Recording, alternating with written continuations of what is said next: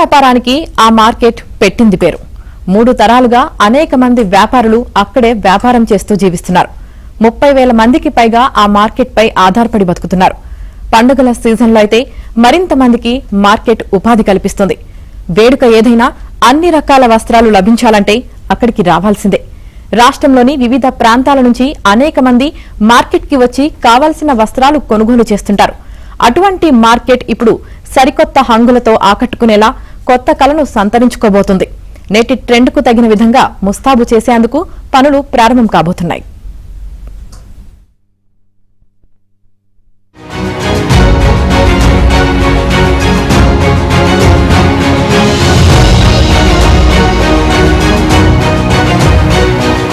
విజయవాడ నగర చరిత్రలో ఒకటిగా నిలిచి అర్ధశత వసంతాలకు పైగా సేవలు అందించిన వస్త్రలత కాంప్లెక్స్ కూల్చివేతకు కార్పొరేషన్ నిర్ణయం తీసుకుంది. ఈ కాంప్లెక్స్ స్థానంలో అధునాతన మల్టీప్లెక్స్ వస్త్రలత కాంప్లెక్స్ ఏర్పాటు చేయాలని నిర్ణయించింది. వస్త్రలత కూల్చివేతతో పాటు నూతన కాంప్లెక్స్ నిర్మాణానికి అనుమతుల కోసం రాష్ట్ర ప్రభుత్వానికి కార్పొరేషన్ ప్రతిపాదించింది. వన్ టౌన్ లో వస్త్రలత కాంప్లెక్స్ నిర్మించి ఇప్పటికీ 65 సంవత్సరాలు అవుతోంది. ఈ కాంప్లెక్స్ పటిష్టత దెబ్బతిన్నది. వాస్తవానికి 15 ఏళ్ల కిందట కాంప్లెక్స్ సరిగ్గా 50 సంవత్సరాలు పూర్తి చేసుకున్న సందర్భంలో కార్పొరేషన్ ఇంజనీరింగ్ విభాగం దీని పటిష్టతపై తనిఖీలు నిర్వహించింది. అప్పట్లోనే వస్త్రలత కాంప్లెక్స్ పటిష్టతపై అనేక అనుమానాలు వచ్చాయి.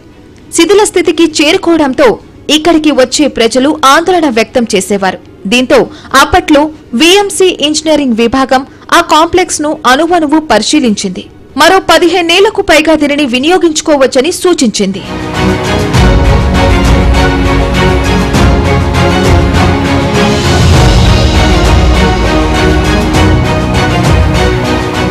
ప్రస్తుతం 15 ఏళ్ల కాలపరిమితి ముగిసింది. భద్రతారీత్యా వస్త్రలత కాంప్లెక్స్ ను కూల్చివేయాలని కార్పొరేషన్ భావిస్తోంది. దీని స్థానంలో అధునాతన మల్టీప్లెక్స్ వస్త్రలత కాంప్లెక్స్ ఏర్పాటు దిశగా అడుగులు వేస్తోంది. వస్త్రలత కాంప్లెక్స్ ను ఆధునీకరించేందుకు పశ్చిమ ఎమ్మెల్యే సుజనా చౌదరి కూడా ఆసక్తి చూపిస్తున్నారు.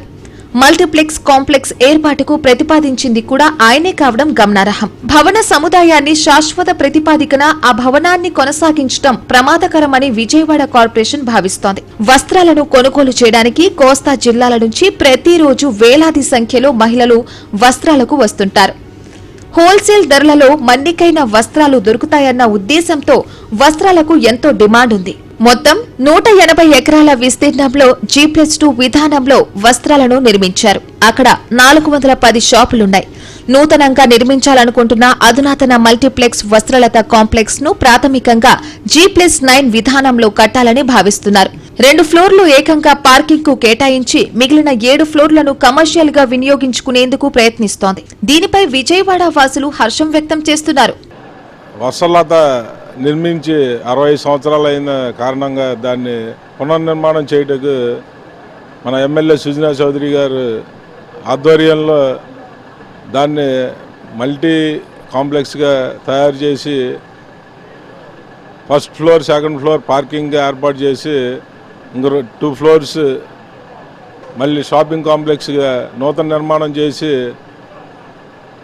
విజయవాడ నడిబొడ్డులో ఉన్న వస్త్రలతని మరింత మెరుగులు తెచ్చి విజయవాడ పశ్చిమ నియోజకవర్గ శాసనసభ్యులు సుజనా చౌదరి గారు అభివృద్ధి ధ్యేయంగా మరి 65 సంవత్సరాల వస్త్రలత కట్టి అది వాళ్ళ కొద్దిగా ఓల్డ్ అయిన కారణంగా అక్కడ ఉన్నటువంటి వ్యాపారస్తుల్ని వాళ్ళ అంగీకారం కూడా తీసుకొని మరి ఎమ్మెల్యే సుజనా చౌదరి గారు ఆదేశాల మేరకు దాన్ని కొద్దిగా రీమోడలింగ్ చేయడానికి కొత్త కన్స్ట్రక్షన్ చేయడానికి ఆయన కూడా ప్రయత్నం చేస్తున్నారు. విజయవాడ పశ్చిమ నియోజకవర్గం ముందు అక్కడ మార్కెట్ అనేది ఒక పెద్ద ఏరియా, ఆ ఏరియా అభివృద్ధి చేయడానికి చౌదరి గారి ప్రయత్నం కూడా ఎమ్మెల్యే చౌదరి గారు ప్రయత్నిస్తున్నారు. వస్త్రలత మల్టీప్లెక్స్ లో 2 సినిమా థియేటర్లు, 3 రెస్టారెంట్లు, 1 ఫంక్షన్ హాల్, బ్రాండెడ్ షోరూం కూడా ఉంటాయి. భవనం డిజైన్ పై ఇప్పుడు కసరత్తు జరుగుతోంది. త్వరలోనే ప్రణాళికలు సిద్ధం చేసి ప్రభుత్వం ఆమోదంతో పనులు చేపట్టాలని నిర్ణయించారు.